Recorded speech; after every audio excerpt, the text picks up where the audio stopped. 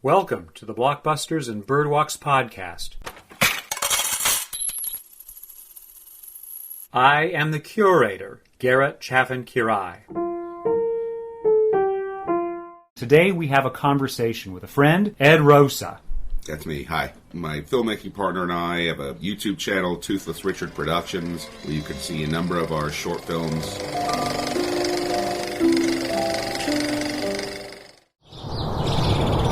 Nature can kill us.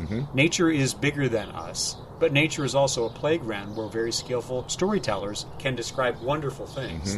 People as meat is high on mind for me, and I like those kinds of stories. Yeah, absolutely.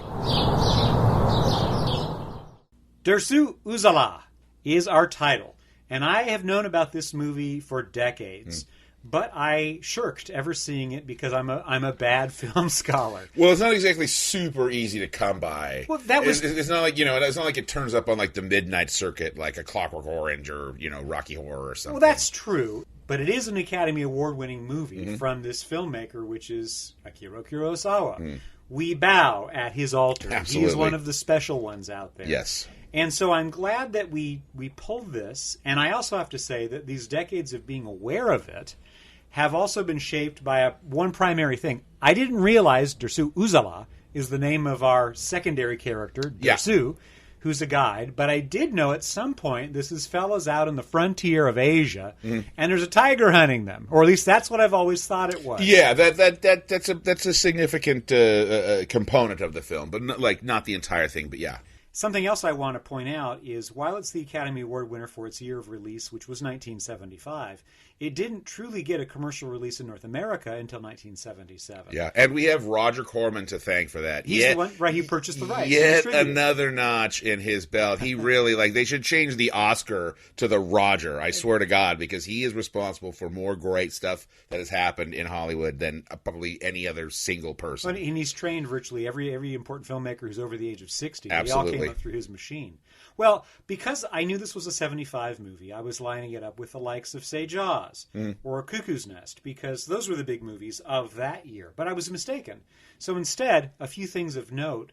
When this was finally released in the United States, the very end of December 1977, a person could go see Star Wars or The Deep. The Deep is intensely about nature.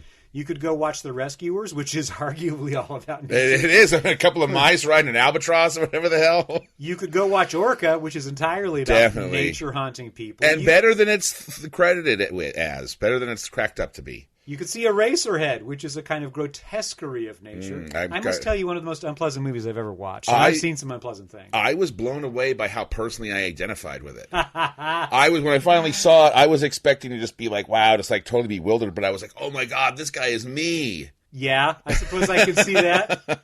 Then there was Close Encounters of the Third Kind. There was Saturday Night Fever. And just to close it out, the movie I remember being taken to go see of those movies was Pete's Dragon. Yeah. Which is another confrontation with nature. It's a brazzle-dazzle day. It's a brazzle-dazzle day, so throw off the past and everything in it. Well, this thing, Uzala, it comes from a memoir by Vladimir Arsenyev, who was a Russian, well, I guess he would be called a Russian explorer. Yeah, a cartographer, right? Who was sent out across Asia to map areas for his empire in the very early 20th century.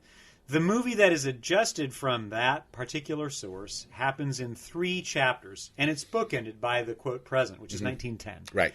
We go back to 1902, we have another section in 1907, and then sort of the conclusion before we wrap back around and realize how we started in 1910 is probably 1908 by references made in dialogue.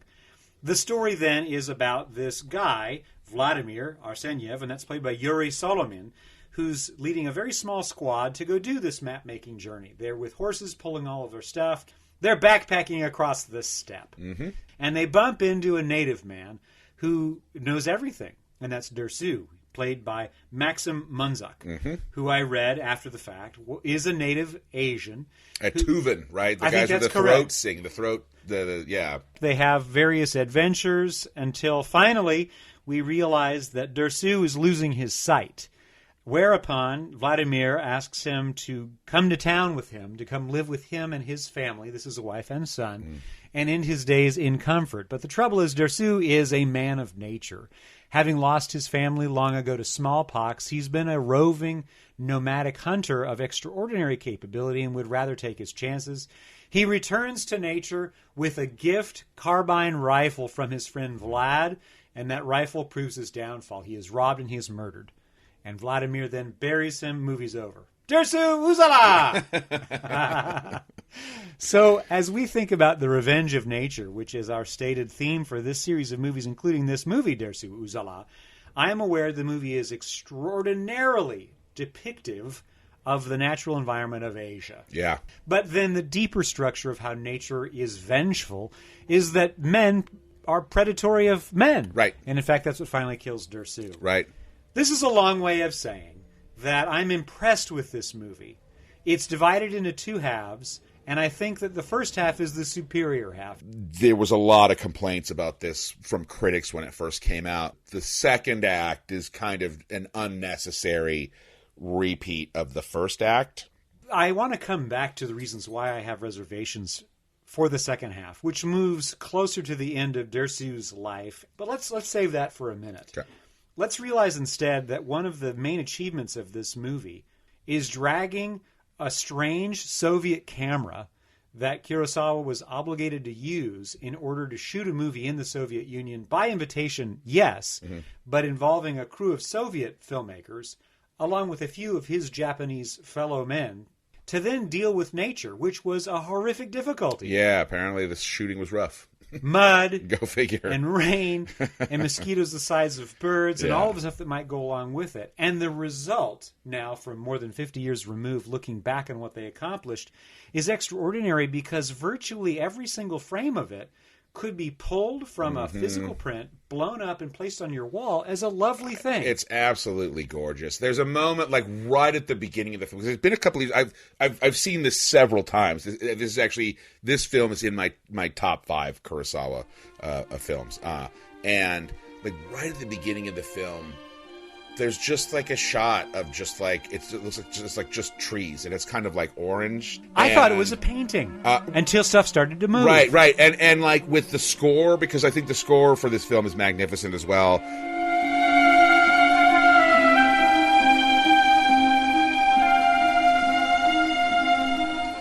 And he just lets you sit with that for a second, and it's like I think by this point in Kurosawa's career, like his style is kind of really, or a certain style is like solidified in like his late work, because there's so many moments in this that I'm like, oh, this is just like Ron, or Kagemusha. There's like a lot of that stuff, but like you just sit with this shot of like these orange trees for kind of a minute.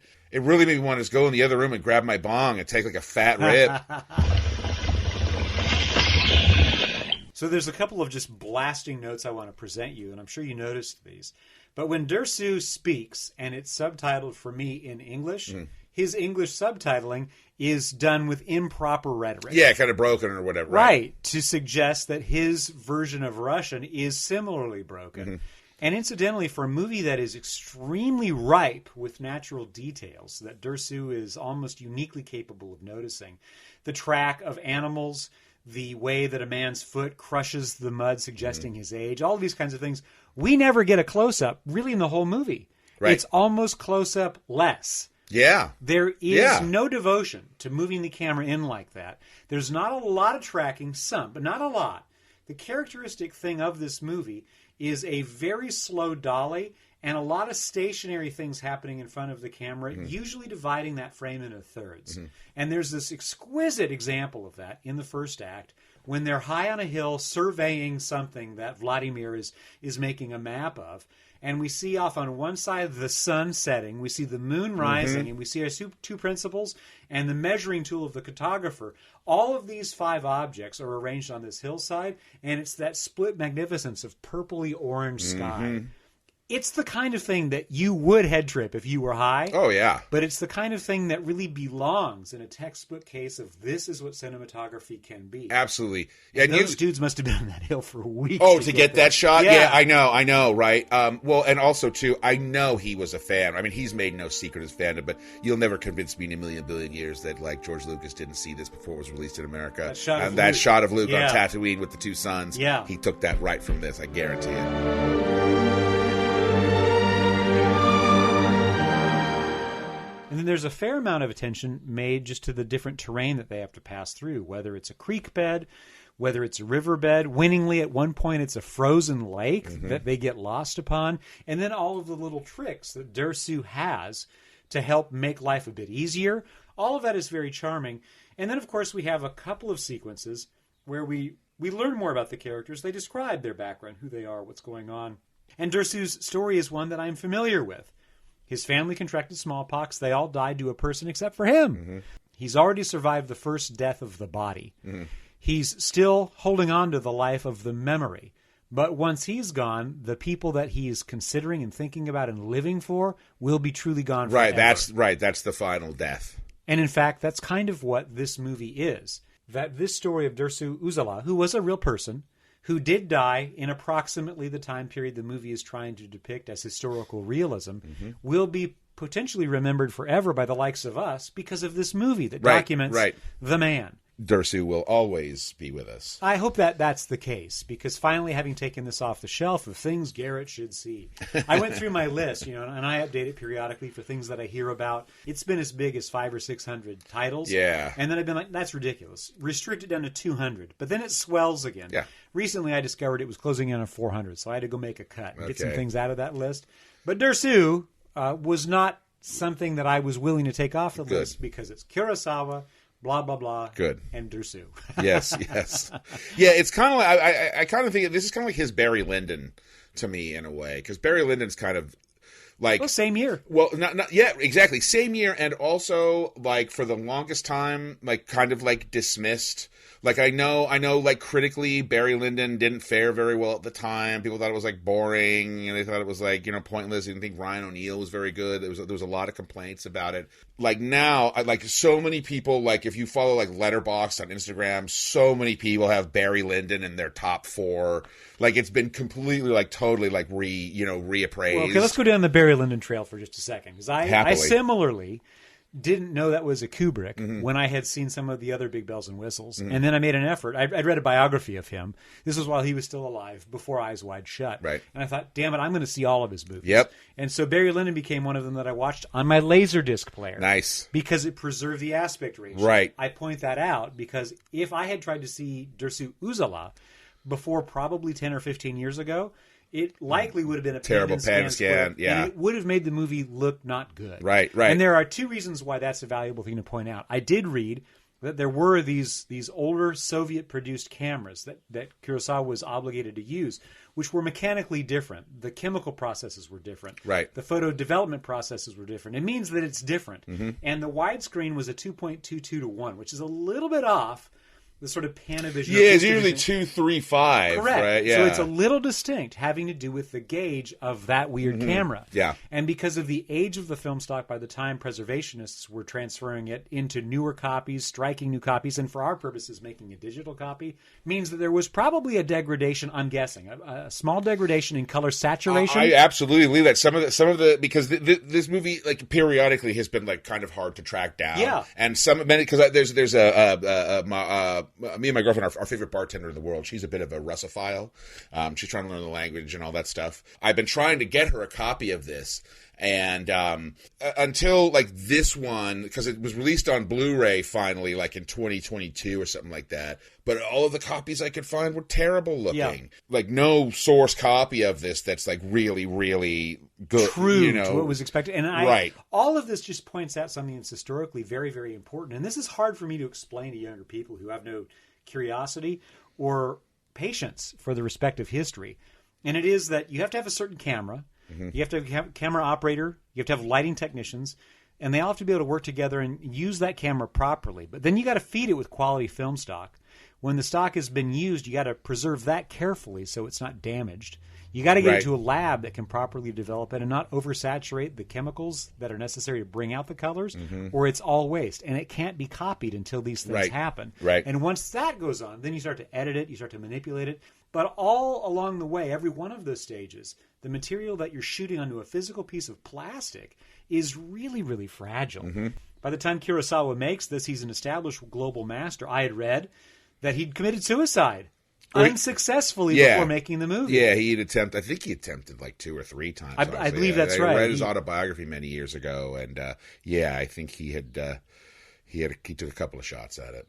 So this is a troubled dude dealing with some midlife things after having achieved, apex predator filmland status, establishing himself with the likes of Rashomon on an international stage. I think that was the very second or third Academy Award for Foreign Film, by the way. Yeah, I thought it was the first. I think it was Shoeshine just before that. Okay, because Rashomon was 50 or 50. Yeah, okay. Yeah. I know. I do. I think I read that it is basically the film that introduced like Japanese cinema to the West. I believe that's true. Even though a lot of people in Japan were upset with him because they felt his films were too Western, because he loved John Ford. That's what really put him on like the global stage. To put all this together, the mechanical difficulties and the possible mistakes in old-fashioned physical film and all the chemical processes to make the thing into a developed artifact that can be edited, when combined with the potential mental illness of a man who's not in decline but feels his life is effectively over in early middle age, and his whole self-ideation, but then his willingness to produce art at great physical duress and difficulty, and combine that with this massive landscape of Asia, how you communicate what's in your mind when your mind is itself something that's a little opaque to you, to other people to help you collaboratively create a really incredible spectacle. Right. And also the atavistic design of the central character, Dersu Uzala, who's extremely attached to the natural world. One of the jokes that Vladimir's squad makes is that Dersu constantly refers to all of the animals, in fact, all of the natural artifacts around them, as people. River is people. Right. Lightning is people. Right. And the other squad members, what a doofus. Right. But gradually they come to realize, no. He's right. Yeah, because you mess with fire, fire is going to cook you down. You don't respect a bear, that bear's going to tear you apart. Absolutely. And so there's a way that echoes more recent things, which, I'm hip to. Avatar is sort of a silly, low-hanging fruit example.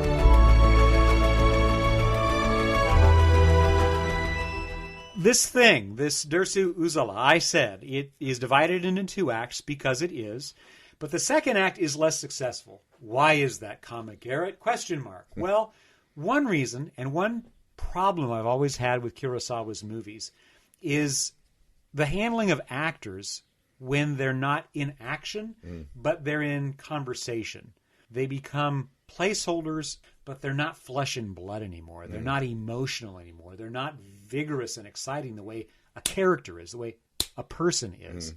So in the second half of the movie, when Vlad brings Dersu home, and he largely just sits in front of a fireplace, Vlad's family assemble around him in these tableaux of middle-class people watching the native guy they've brought home. Right. And you can see their eyes wandering around the set. You can see them all being very careful to hit their marks, recite their lines, pause appropriately to let the impact of the seriousness of the hunter has been domesticated. We've got to fix him by letting him go.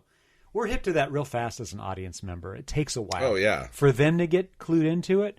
And I think that has to do with the way that Kurosawa directs performers when they're supposed to go through these set pieces of conversation. It's a different world when you invite Toshiro Mifune to come in and itch himself and be kind of weird and gnarly, because you're like, that's a distinct personality. But I've noticed this tendency shows up in many of the Kurosawa movies that I have seen, including Rashomon. There are parts of that, and it's a short movie, that still feel too long because he lets the performers hang in silences that we don't need. But for some reason, he wants to use those silences to punctuate these dialogue-heavy sequences, We know what's happening because it's been so well visually composed. There's a scene in Throne of Blood that's kind of thematically similar, where Washizu and Miki are trying to find their way back from out of Spider's Web Forest after having this conversation with this spooky ghost. They're on horseback, like riding through the fog, trying to find like their way out, and it's just like shot after shot after shot after shot of Minoru Chiaki and Toshiro Mifune. But same thing with that. I remember the very first time I saw Throne of Blood, thinking like, man, they just are taking forever to get out of this fog. Now when I watch it now, because I'm such a mark, you're like, the pressure for getting them out needs to be explored. Right, exactly. So like, I like it now, right? But yeah. I can absolutely see like how that could happen, and the same thing here, where so maybe he does like hang on like a little too long to some stuff, and we maybe could have trimmed some, but that's how he wanted it, though. Right. So I respect that as far as it goes, but I don't want to over respect it. I think it's less successful when it's just conversation scenes. Ты, орел мой сизокрылый. I am a sucker for homoeroticism. Oh, yeah. I love bromances. I really respond to them. Because it's awfully hard to behave that way in many social circles. Well, despite having those feelings for your friends. Right. Well, and I have had relationships in my life, a couple of friendships that were so close and like intense. Right. More than anything else with this film that really resonates with me, and it's just really touching and sweet, and kind of bittersweet too. I mean, the way it ends, it's sad. Well, we know that that's going to happen because it opens in 1910, and it's a flashback structure. And what we realize is that Arseniev is gone to the site where he thinks he buried his friend. Mm-hmm. But he's discovered that a whole town has been built around it. The entire forest that he was using as a marker for these two big trees, well, it's been leveled. It's gone, yeah. And again, that note about this movie being about many things, but among the things it is about, it's memorializing a life that has ended by the people who knew the person who's gone. But they will be gone too if they cannot make a more permanent record of what their experiences are, which is what the memoir Arseniev wrote is. Mm-hmm. But then Kurosawa, apparently he was attracted to this material, wanted to import it to Japan, gave up on the project. Mm-hmm. His career advanced. By the 1970s, he needed something new. And the Soviets said, hey, listen, do it here. Well, yeah, I mean, his career was kind of in decline at that point, I think, right? He lost his commercial appeal. Yeah, well, and he was like exiled from Japan or something like that. Well, I think it was... You work for a company that's doing really well, but that company has a couple of duds, and your movies are not gigantic commercial successes, so you can't right the ship of your employer. And your employer's like, hey, listen, we can't make any more movies with you or anybody else. Right. So you're like, well, what do I do now? Yeah. Well, because he made, like, in the 50s and 60s, he was super prolific. Yeah. I mean, that what is his first masterpiece period, I guess, depending on how nice you want to be. But then it slows down. I think between 1965 and 1980, he only made 4 films. I think Redbeard came out in like 65, and then I think that was the last one until he Dodes'Keden in 70, and then this in 75, and then the next thing was Kagemusha in 1980. So he wasn't doing like a movie every year or two like he used to be. Interestingly, that represents a giant shift in just to think about our native country, that Hollywood was in open collapse throughout the 60s. It didn't fully sort of hit the breakers until the 70s. Right. And at the very same time, there was this really revolutionary group of younger people coming up, the likes of Scorsese and De Palma and Lucas and Milius and so on, changing the whole industry. And it catches short people who are older than them, the generation above, which would be Kurosawa, who were raised in a different way of doing things, with a different style of funding things, with a different purpose, a different schedule, a different audience. Yeah. And that audience wasn't going to movies really at all. They were starting to die off or be more interested in television or other art forms, or the ailments of an aging body that didn't allow them the leisure of going to the public and seeing a flick. Right. And that means that you're out of sorts. You're no longer popular or in demand really at all, but you still have decades of life in front of you, so you're stuck. Well, that's actually interesting, too, because like if you look at Kurosawa's films, I feel like if you look at the stuff from... Because the last one he did with Mifune was Redbeard. So, like, kind of that masterpiece period, like, ended in 65, and that was the last time they worked together. His movies, his films from that period are very sort of optimistic. In like, no, I think you're right. In like okay, like take the Seven Samurai, right? I mean, that is a story about like the triumph of like the human spirit and like what people can do when like they work together. Compare that to like Ron, right? It's just everything's which is just wrong. so, or like Dodes Caden is like just so bleak. Like everything he did was so bleak and depressing. With the exception maybe of his last film, Mata Dayo, but like Ron, I swear to God, like the message every time I watch Ron, the message I leave with is that human beings are garbage. We are a plague upon the planet on which we exist, and we all deserve nothing but to like rot in hell, which is certainly not what Rashomon is saying, or what the Seven Samurai I'm being saying. glib, but last time I saw Ron, I just came away thinking, like, leave your kids nothing.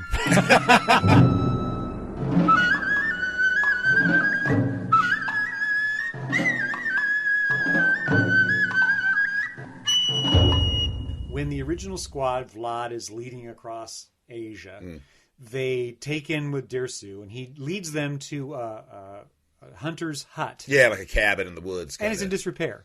So he repairs it. Yep. He repairs it while they're in there like, what are you doing this for? Yeah. We're leaving in the morning. He's like, well, somebody else is going to need this. And he says to the captain, I need some pepper. Salt, rice, and matches. There you go. Salt, rice, and matches to leave behind because whoever shows up here next needs this help. Right. And they laugh at him at first when he asks for that. And the captain like sees the vision because he watches Dersu patch the roof with bark that he's shaving off of a tree. And it takes a little while to do. It's simple things, but the insight of realizing that you're not here alone, that others that you may never meet can in fact benefit from your contribution, even though they will never meet you. Right. And if they do that properly, they too will pay it forward. Yeah. My grandfather was a Methodist minister, and a lot of Methodism in the Protestant camp of Christian theology is lead by example. You don't need to tell people a bunch of stuff. You don't need to have them do a bunch of stuff. But right. if you show them kindness, they will understand what kindness looks like, and your hope is they will mimic that because that is God's way. Right, right. That's his way of living. Absolutely. He is following the first commandment. Be excellent to each other.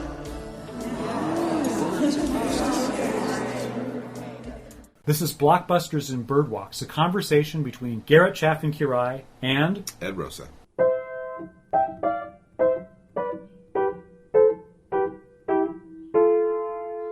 Boop boobity doo.